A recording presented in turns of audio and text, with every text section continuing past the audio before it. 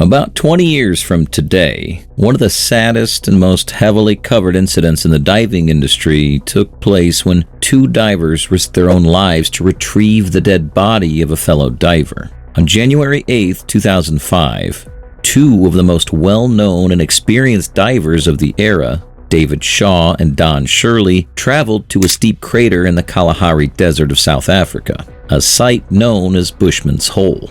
Unfortunately, only one of them made it back alive. The plan was simple: to explore the entire destination and dive to a depth of almost 900 feet below the surface to recover the dead body of a fellow diver who'd been missing for more than a decade in Bushman's Hole. To accomplish this task, the duo ensured they met all the necessary requirements and prepared for almost everything that might hinder their plan. The divers possessed enough expertise as well as sufficient equipment. Still, their adventurous and heroic exploration soon turned into a nightmare. So, what exactly happened down there in that dark depth? What was this nightmare? Who was the diver that died? And was the dead body ever retrieved? Bushman's Hole. Now, first things first, let me tell you about the place where this tragic incident occurred. Bozeman's Gap, also known as Bushman's Hole in English, is a terrifying place, even for the most seasoned and daring divers. Located on the Mount Carmel Game Farm in South Africa's Northern Cape, this cave is not just deep. It's almost unfathomable for any person, reaching a depth of approximately 927 feet, or about 283 meters. Bushman's Hole is one of the deepest freshwater caves in the world. This much depth means that the water inside is often pitch black, cold, and terribly silent, with visibility quickly deteriorating the deeper you go. This makes this cave even more horrific. But the depth and the darkness aren't the only things that make Bozeman's Gap so frightening. It is the extreme conditions that divers face while going toward the bottom. The descent isn't a gradual one. It's a near vertical drop into an abyss where the pressure on your body increases with every foot. The deeper you go, the more disorienting it becomes. Gradually, the cave's walls seem to close in, and the light from above vanishes completely. With such conditions in place, the only thing that divers can rely on are their equipment and training. But even that can betray them in such an unforgiving environment. Despite these dangers and the horrific nature of the cave, every year several daring caving enthusiasts venture there, looking to push their limits. However, over the years, the cave has claimed some lives too, including the 2005 incident. Background: the duo that this incident revolves around consists of two divers, Australian diver David John Shaw and his fellow diver and friend Don Shirley.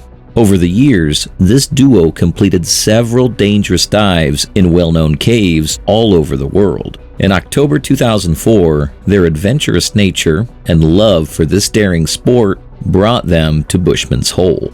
Dave and Don planned to explore this infamous cave and make another entry in their book of achievements. According to the plan, on October 28th, the duo arrived at Bushman's. Dave, who was the more experienced of the two, descended to a terrifying depth of 270 meters and touched the bottom of the cave. While doing this, he broke 4 world records in a single dive, including the records for most depth reached on a rebreather, in a cave on a rebreather, depth at an altitude on a rebreather, and most depth reached while running a line. After this, Dave started his exploration of the cave, a routine that he always followed while diving at a new location. However, he and Don were unaware that they were about to discover what would be equally surprising and terrifying. As Dave swam at the bottom, his torch cut through the water, revealing something that sent a chill down his spine: a body laying still on the silty floor. This body belonged to the South African scuba diver Dion Dreyer, who had died at Bushman's Hole about 10 years ago. Because of the extreme dangers of the cave's depths, no one had dared to rescue his body from the bottom. Dave's initial reaction wasn't one of shock, but rather a cold, calculated decision. He knew he had to try to recover the remains. He immediately abandoned his plans to dive deeper into the abyss and focused on retrieving Dreyer's body. But as he tried to lift the body, he realized the terrifying truth. It was firmly embedded in the silt, as if the cave itself refused to let go of its victim. The effort was not only useless, but dangerous. At such an extreme depth, where every second counts and the pressure could crush a human body, Dave knew he was pushing the limits of survival. He had already exceeded the maximum time he'd allowed himself at the bottom and felt the creeping dread that his life was in danger. Recognizing the risk, he made the painful decision to leave Dreyer's body behind and began his long, harsh ascent. After more than 9 hours of staggered decompression, he finally broke the surface. But the darkness of the cave had left its mark on him. He immediately told Shirley that he needed to return to the cave to retrieve the body, as if the cave was pulling him back into its deadly embrace. Retrieving the body, the second dive. Dave didn't forget the difficulty he had faced while trying to bring the body up. He knew that, at that point, his own life was in danger. But still, he regretted coming out without his fellow diver's body. After this, he made a stern decision that whatever happens, he would soon go back to the bottom of Bushman's to bring Dion's body back to the surface. First, he contacted Dion's parents and asked for permission to retrieve their son's body. After this, he got busy with preparations. With experience from more than 300 dives, Don knew that this task wasn't going to be easy, so he made sure to prepare completely and form a plan with minimal risk. Preparing for the next dive at Bushman's hole took several months. This time, it wasn't just about pushing the limits of depth. It was about recovering a body from the void. This meant that the divers needed much more stamina and willpower than in their usual dives. For obvious reasons, the dive quickly became the most significant event in cave diving history, drawing hordes of media and a documentary crew that followed every step of Shirley and Shaw's preparations. After the tragic events that unfolded, the story gained even more weight. Dozens of plans were made, each filled with complex calculations dictating which gas mixtures were to be used at different depths and for how long. Every possible scenario was considered, ensuring that nothing was left to chance.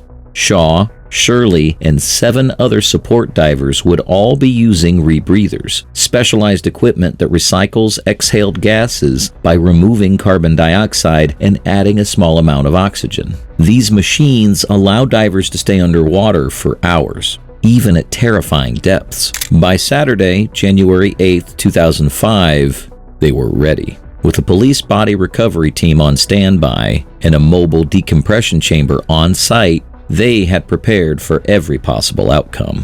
They hired and trained 8 support rebreather divers, all of whom were close to Don and had previously worked with him. Similarly, Gordon Hiles, a cameraman from Cape Town, was enrolled to film the entire process, from the preparation on the surface to the operation at the bottom of the cave. The surface marshal was Verna Van Schaik, who held the women's world record for depth at the time. With everything in place and all the boxes ticked, Shirley and Shaw shook hands. "I'll see you later," Shirley said. Shaw simply nodded, and then, without a word, slipped into the water and disappeared into the darkness. 13 minutes later, following their precise schedule, Shirley followed. By the time Shirley had descended just 50 meters, Dave Shaw was already dead. What happened? So, what exactly happened that even after such extreme preparations and experience, Dave still became a victim of Bushman's? In this case, Dave was swimming with a camera on his helmet, so footage retrieved from this camera reveals the grim details of Dave's death. Initially, everything seemed to be going right according to the plan.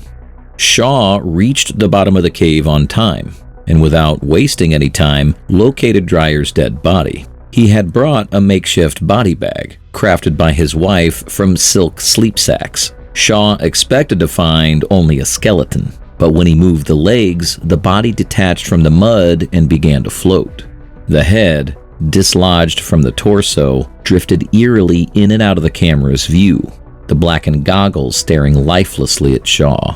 As Shaw struggled to secure the pieces of Dreyer's body in the bag, his torch suddenly became entangled in the guideline, a potentially fatal mistake. Although he freed it after some struggle, this minor incident increased his difficulties. Because of the rapid movements he made to free his torch from the line, his breathing became rapid and shallow, which in turn filled his lungs with more carbon dioxide. Now, at this point, seeing his condition, ideally, Don should have changed his plan to start moving toward the surface. However, despite the obvious danger, Shaw decided to stick to his original plan, driven by instinct and narcosis, and tried again to bag the body.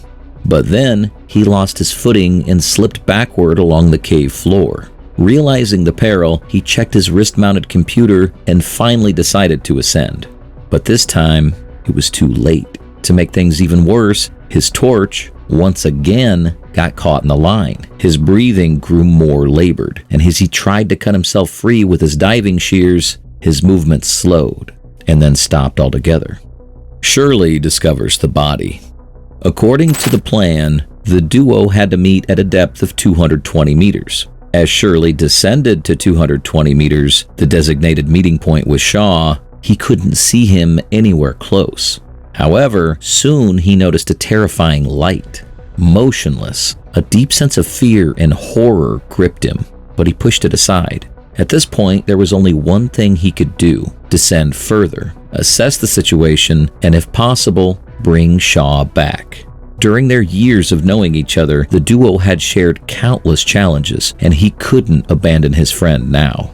But as Shirley dropped to 250 meters, his rebreather's controller failed, crushed by the overwhelming pressure. Forced to switch to backup tanks, it became clear that any further descent was impossible. The decision was immediate. Survival instinct overrode everything else. With hours of slow ascent and decompression ahead, a slice of hope remained that Shaw might survive. However, Shirley's nightmare was far from over.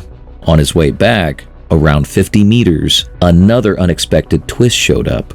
A gas surge in his left ear created a helium bubble, causing him to lose all sense of balance. Disoriented and spinning wildly, he barely managed to grab the guideline before becoming lost in the depths. Hours passed in nausea and exhaustion. Every movement he made was a struggle to avoid vomiting. When Shirley finally completed the 12-hour ascent, he was physically drained, and 7 more hours in a decompression chamber awaited him, followed by multiple treatments in the days ahead. Though he survived, the experience left him shattered, with months needed to regain his balance and process the horror he had just endured. Retrieving the dead bodies. Now, Dave Shaw's story did not just end with his final dive. On Sunday, a day after the tragic event, a group of divers returned to Bushman's hole to retrieve the last of the equipment, hoping only to recover the gas cylinders by attaching flotation bags to the line. No one anticipated finding anything more. On Wednesday, 3 days after the incident, 2 divers named Herbst and Petrix Rue went to collect the remaining tanks. Both were diving deeper than they had ever before in their diving careers. At about the 80 and 95 meter marks, they collected the tanks, and at 100 meters, they attached a lift bag and inflated it. It started rising rapidly. Above, 2 police divers were threading the line up through the narrow gap, and above the water, another was pulling it in. The tanks came up and they were collected. They then saw a white braided line hanging down from above. They did not understand where this had come from. As they were about to leave the water, Gert Nell, one of the police divers, approached Herbst and told him that they saw Shaw's body in the water and that something was attached to it. The bodies were at the 30-meter mark. It appeared that lifting the shot line was enough to free the bodies from the silt at the bottom and float them to the top of the cave. The bodies must have passed Herbst and Rue as they were collecting the 150-meter tanks. After some deliberation, Herbst and Rue planned that they would have to dive once more that day to collect the bodies because they might sink again during the night. However, they would have to wait 3 to 4 hours before going into the water. Finally, late in the afternoon, they entered the water again. As they approached 30 meters, they saw that the line was wrapped twice around the head of Shaw's torch head, which hung down from his side. To their surprise, with Shaw's body, there was another lifeless body too, the body of Dion Dreyer. This incident tells us about the heroics of a diver who lost his own life to retrieve the body of a 20-year-old kid who had died in the very same cave. However, at the same time, this accident urges us to recognize the dangers that come with diving to such depths. After this tragic incident, Shirley continued to train people while pursuing his diving passion. But the incident had turned him into a safe diver. He even dived into Bushman's hole many times after the incident, but never went past 110 meters. His lectures also focused primarily on the principles of safety first. Learning from these experiences, one should always be vigilant and avoid pushing oneself to extreme limits. That's all about today's video. If you liked the video, give it a thumbs up, and make sure you subscribe to our channel for more frightening in-cave experiences.